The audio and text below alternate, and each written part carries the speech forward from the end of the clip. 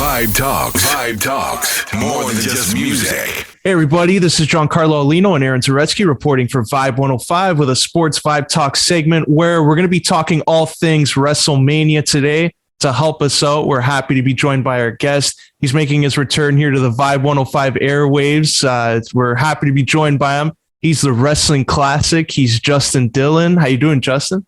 I'm good. How are you guys? Thank you for having me. I'm glad to be here. You're all doing great. And this weekend coming up, WrestleMania, the biggest time of year for WWE. It's 2 nights this year in Dallas, Cowboy Stadium. What are your thoughts on the 2 nights that WWE has seemed to be shifting towards? Do you prefer that as a fan, or do you prefer the 1 night? I don't mind the 2 nights. I was at WrestleMania 35. That was a really, really long show. It went past midnight, so I don't mind the 2 nights. I just kind of just wish they didn't just throw things on the card if they're going to do 2 nights. I wish it was a little bit planned out better, but I don't mind the 2 nights. It makes it seem like a bigger deal. Which WrestleMania match are you looking most forward to? Personally, I have to say, even though we've seen it quite a few times, I'm looking forward to Brock and Roman, but I do feel like that's the only match they focused on a ton this entire last 4 or 5 months. But it is a different flavor. Obviously, you got a heel tribal chief, Roman Reigns, and a ponytail, babyface, exciting Brock Lesnar. So the situation's a bit different. So I'm really looking forward to that.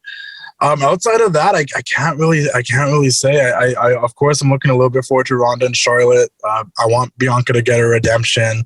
The women's tag match is interesting. You know, there's been a lack of tag teams over the past 6 months, but they put a bunch together for this match, so it's cool to see where that goes. And then also, once again, it's only rumors and speculation right now.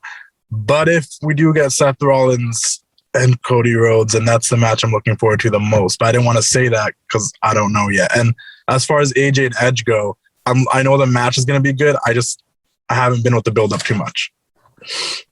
Yeah, like for me, like I'm kind of looking forward to the Edge and AJ Styles match because I think they can have like instant chemistry and like their wrestling styles can balance off each other very well.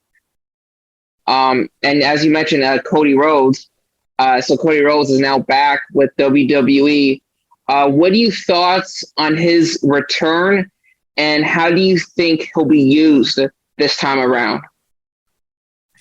I'm hoping he's used as a bigger star. I think him leaving and venturing out and doing his own thing and building his name, like I hope that benefits him. I don't want to see Cody Rhodes that we saw before he left. I definitely don't want to see Stardust. I would really love to see the Cody that we had in AEW. I want the Cody in the suit. I want the Cody that gets the time to cut the promos. I hope we get that. And I think it would be really beneficial, especially to the Monday Night Raw brand, to have a guy like that on the roster. Hopefully he can come in and he can be that Cody Rhodes, and they don't he doesn't get delegated to the mid-card or something, or have a run like John Morrison had, where we thought John Morrison was coming back, built his name, coming with a lot of promise, and then end up just being Mrs. Buddy the entire time. So I'm being optimistic here. I hope that he gets to come in as Cody Rhodes, who made a name for himself. Yeah, and like speaking of returns, Stone Cold Steve Austin, he's coming back. We all grew up watching him when we were kids, and now he's obviously up there in age, but it's something different. 19 years after his WrestleMania match with The Rock, and Kevin Owens has been stirring the pot a little bit. They've kind of promoted it as a KO show, but there's some talk of maybe it turning into a match. Like, what are your thoughts on this return for Stone Cold? And do you want to see him wrestle if it turns into a match? No.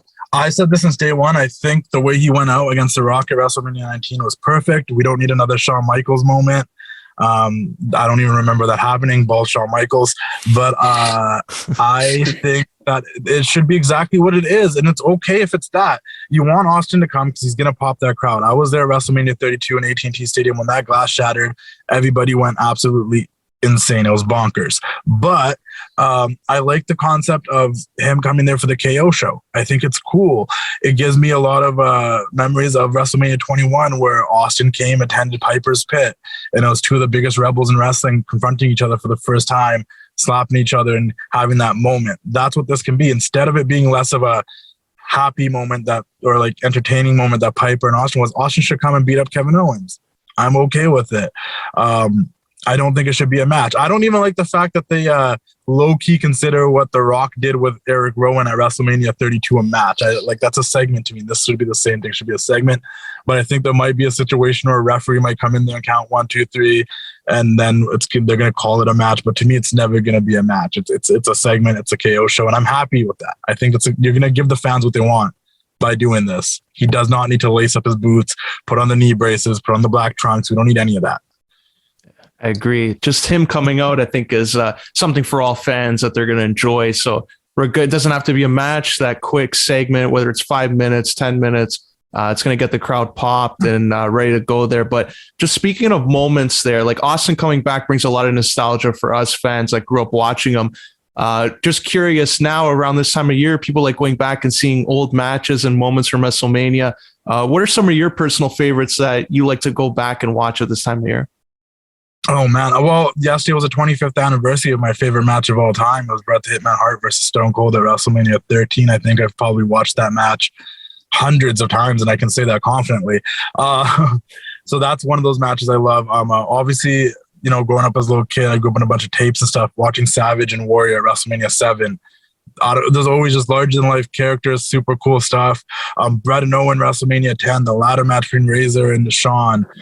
In more recent years, Shawn Michaels versus The Undertaker, both matches are all things that I like to watch. And WrestleMania 19, I was there. I love watching WrestleMania 19 because I was there as a little kid, and I remember it fondly, and it's one of those shows I'm like from top to bottom that was super cool as well. Wow. And you briefly mentioned that ladder match, right, with Razor Ramon and Shawn Michaels, on the late Razor Ramon, Scott Hall. What is your favorite memory of Scott Hall? As a fan, I would say probably I would have to say one of those ladder matches. But I always say one of my earliest memories is my brother and his friends downstairs watching wrestling, and I was peeking through the door, and it was either WrestleMania 10 or a SummerSlam 95. It might have even been a tape. It might not have been live, but they were watching it, and I was hooked. But for me, Razor Ramon was he was one of those people in my childhood that I used to imitate. Anytime I had a toothpick, I was doing the Razor Ramon thing. If I was beating my stuffed animals, my Power Ranger toys, it was the razor's edge and the little hand thing and the arms out, the NWO was cool when I was a kid. That was the coolest thing ever. And Scott Hall and the hey yo, I used to do all that stuff. Personally, I met Razor a few times. One of the times I met him was at Chicago All In weekend, and he came downstairs. It was 2 a.m. and we were all hanging out in the lobby, just kind of hanging out, doing what people do at 2 a.m. Just drinking and hanging out. And Scott came down, and I didn't want to bother him, and nobody really wanted to bother him because it was late.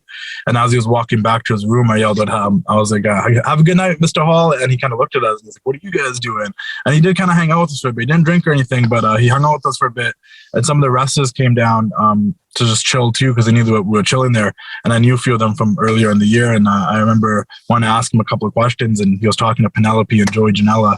And Penelope was like, no, it's just Justin. He's one of us. He's cool. And Scott was so super cool with me the entire time. And he was telling us stories and stuff. And that's probably my favorite personal moment with Scott Hall.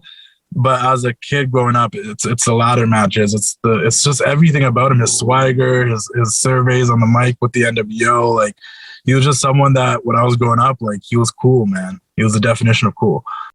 And even his last WrestleMania match, right, which happened here in Skydome, right, against Steve Austin, he was able to sell the stunner really well, a good, yeah. He actually got stunned. He's the only person outside of maybe Austin that outside of maybe The Rock that actually seemed like he got stunned. Yeah. Yeah. Very cool. And what do you think is the better wrestling product as of right now, WWE or AEW? That's tough. WWE they both have their pros and cons, obviously. There's cons to both of them too. There's things I don't like about both programs, but there's things I really like about both programs too.